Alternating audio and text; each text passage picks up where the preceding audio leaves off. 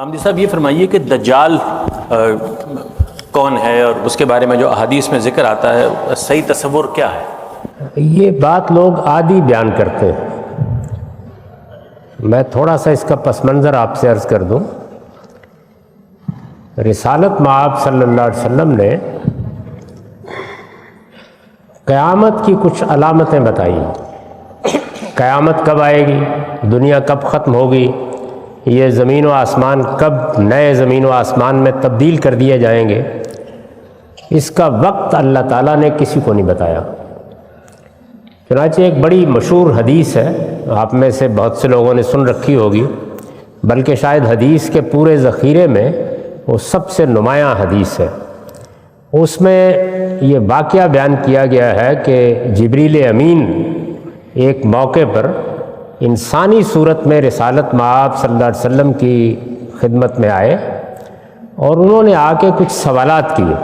صحابہ کی مجلس میں وہ آ گئے اور انہوں نے آ کے آپ سے کچھ سوالات کیے، اور جب وہ سوالات کر کے چلے گئے اور لوگوں نے اپنے تعجب کا اظہار کیا کہ یہ کون صاحب تھے، تو رسول اللہ صلی اللہ علیہ وسلم نے یہ بتایا کہ جبریل امین تھے اور اس لیے آئے تھے کہ یعلمکم دینکم، تمہیں تمہارے دین کے کچھ بنیادی حقائق بتانا چاہتے تھے.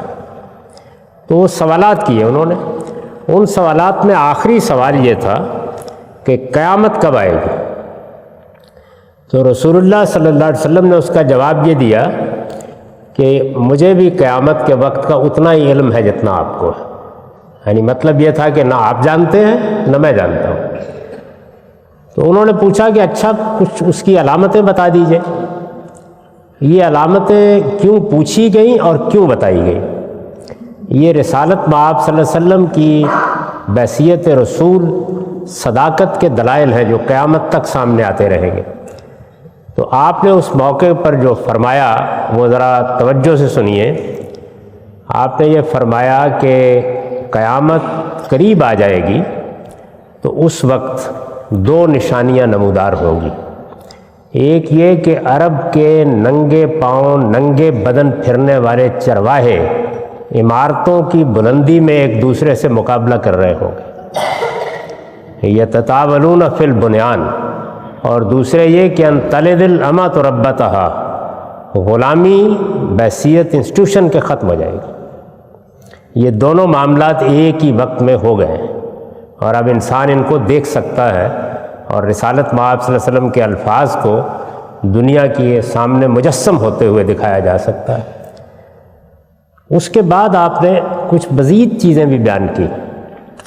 ان میں ایک چیز یہ بھی تھی کہ قیامت کے قریب ایک ایسا فریب دینے والا آدمی اٹھے گا کہ جو اپنے آپ کو مسیح کہہ کر متعارف کرائے گا کہ میں مسیح ہوں. یعنی سیدنا مسیح علیہ السلام آ گئے، یہ کہہ کے متعارف کرائے گا. تو عربی زبان میں دھوکہ دینے والے فریب دینے والے کو دجال کہتے ہیں.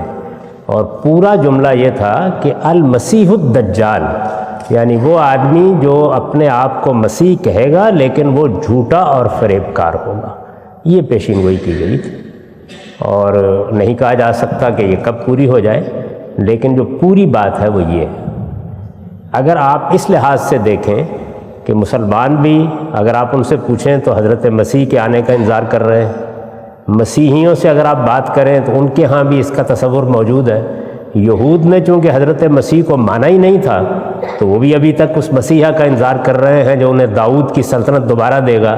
تو اس وجہ سے یہ بالکل قرین قیاس ہے کہ کوئی شخص غیر معمولی صلاحیتوں کا حامل یہ دعویٰ کر ڈالے. تو پوری بات یہ ہے کہ کوئی شخص فریب کار دھوکہ دینے والا مسیح بن کر لوگوں کے سامنے آئے گا. یہ بات ہے وہ کہیں